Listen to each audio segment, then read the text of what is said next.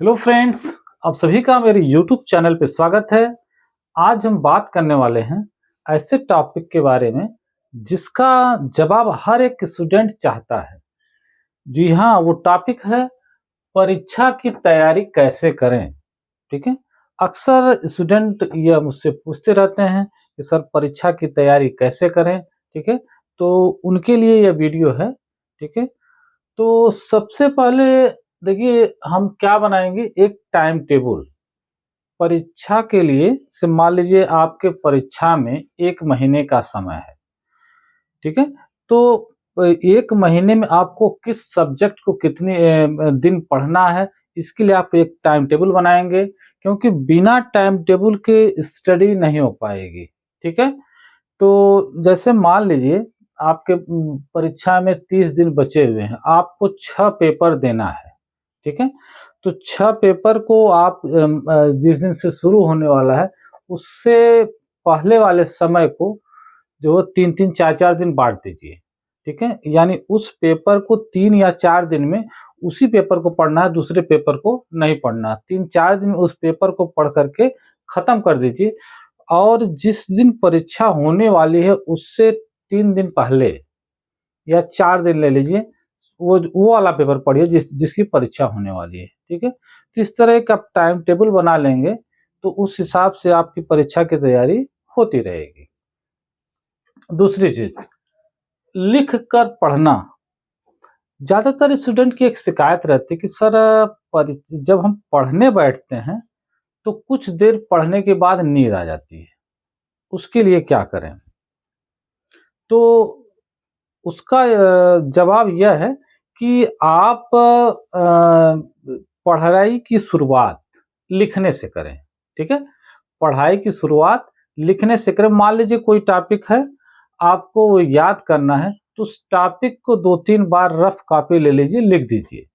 आप देखेंगे कि 2-3 बार लिखने के बाद वह टॉपिक आपको 80 से 90% याद हो गया है। ठीक है, तो इससे आपको नींद भी नहीं आएगी, और आप देखेंगे कि आपकी पढ़ाई 2 घंटे, 3 घंटे, 4 घंटे तक बढ़ती जा रही है। ठीक है, तो पढ़ाई की शुरुआत कैसे करनी चाहिए? लिखने से करनी चाहिए। ठीक है, नेक्स्ट जो पॉइंट है, ब्रह्म मुहूर्त में पढ़ना। ब्रह्म मुहूर्त का मतलब यह है कि सुबह 4 से 6 के बीच में पढ़ना। ठीक है, यह हम इसलिए कर रहे हैं क्योंकि सुबह में ज्यादातर लोग सोते रहते हैं, एकदम शांत वातावरण मिलेगा, दिमाग एकदम आपका जो खाली रहता है, तो उस समय पढ़ाई करने से आपके दिमाग में ज्यादातर चीजें याद हो जाती हैं। तो इसलिए ब्रह्म मुहूर्त में जरूर पढ़िए। कुछ लोग तो कहते हैं कि कुछ अध्यापक यह भी कहते हैं कि भाई सुबह नहाना जरूरी नहीं है, 1 बजे नहाइए। ऐसा कुछ नहीं है, सुबह नहा लीजिए और सुबह में पढ़ने से उसका बेनिफिट आपको मिलेगा।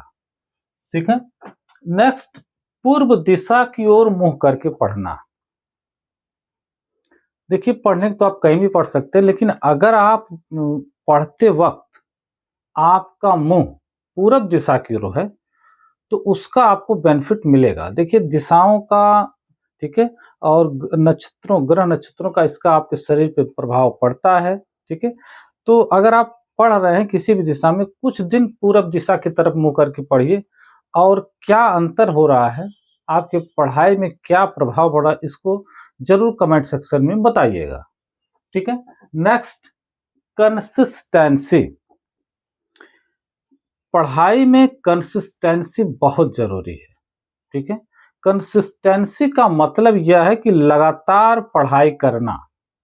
जैसे मान लीजिए आप लगातार पढ़ाई कर रहे हैं और बीच में 2-3 दिन के लिए आप किसी शादी समारोह में चले गए, या 1-2 दिन आप नहीं पढ़े, तो आप देखेंगे कि आपका मन वहां शादी से लौटने के बाद जब आप पढ़ने बैठेंगे तो आपका मन जो है पढ़ाई के लिए केंद्रित नहीं होगा। तो इसलिए पढ़ाई में कंसिस्टेंसी जरूरी है, यानी रोज पढ़िए। अगर ये नहीं कि हम एक ही घंटा, एक ही दिन 8 घंटा पढ़ लेंगे, नहीं, रोज पढ़िए। 2 ही घंटा पढ़िए लेकिन रोज पढ़िए। ठीक है, तो पढ़ाई में कंसिस्टेंसी बहुत आवश्यक है। नेक्स्ट, सोशल मीडिया से दूरी। सोशल मीडिया से अगर आप पढ़ रहे हैं और घंटा 2 घंटा पढ़ लिए तो फिर एक बार आपके दिमाग में मन करता है कि भाई चलिए व्हाट्सएप देख लेते हैं या एफबी चेक कर लेते हैं या इंस्टाग्राम थोड़ा-सा चेक कर लेते हैं। और आप जैसे ही उसको खोलते हैं और कब 1 घंटा 2 घंटा बीत जाता है आपका पता नहीं चलता है, ठीक है? तो इसलिए परीक्षा के दौरान सोशल मीडिया से आप दूरी बना ले तो ही बेहतर होगा, ठीक है?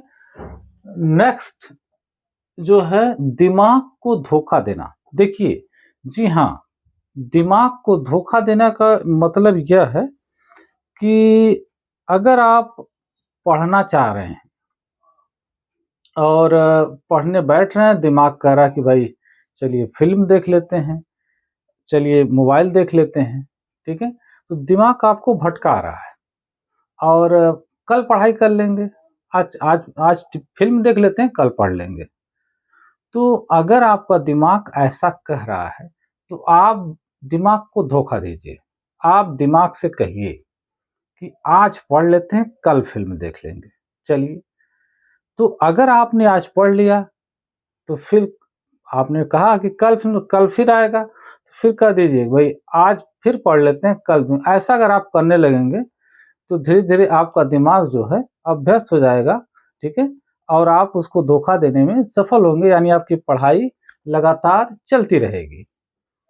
नेक्स्ट, अपने स्वभाव के अनुसार पढ़ाई करना। इसका यह मतलब है कि बहुत सारे स्टूडेंट हमने देखा है, कुछ जो है कान में जो है लीड लगा लेंगे और गाना सुनते रहेंगे, पढ़ते रहेंगे। कुछ स्टूडेंट ऐसे रहते हैं कि वो 4 लोग बैठे हुए उनके बीच में बैठ कर के पढ़ लेते हैं। लेकिन कुछ स्टूडेंट ऐसे होते हैं जिनको एकांत पसंद है। वह एकांत कमरे में पिन ड्रॉप साइलेंस में पढ़ना चाहते हैं। तो आप उसमें से कौन है, उसके अनुसार आप अपने को तय करिए कि अगर आप जो है एकदम साइलेंट में पढ़ना चाहते हैं, तो आप अपने आप को साइलेंट कमरे में ही रखिए, ठीक है? ऐसे जगह कमरे का चुनाव करिए जहाँ लोग कम आ जाएँ, ठीक है?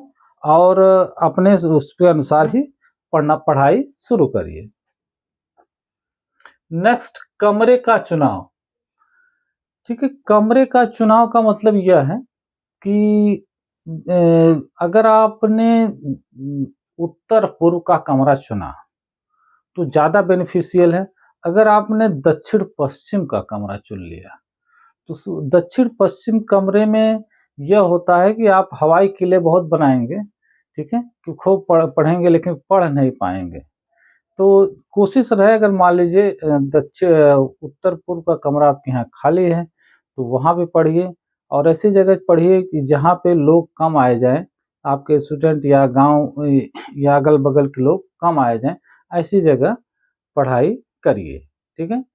तो आज का ये जो है टॉपिक आपको कैसा लगा और सुझाव हमारा कैसा लगा, कमेंट सेक्शन में ज़रूर बताइएगा, ठीक है? मिलते हैं एक नए वीडियो में नए लेक्चर के साथ, तब तक के लिए धन्यवाद।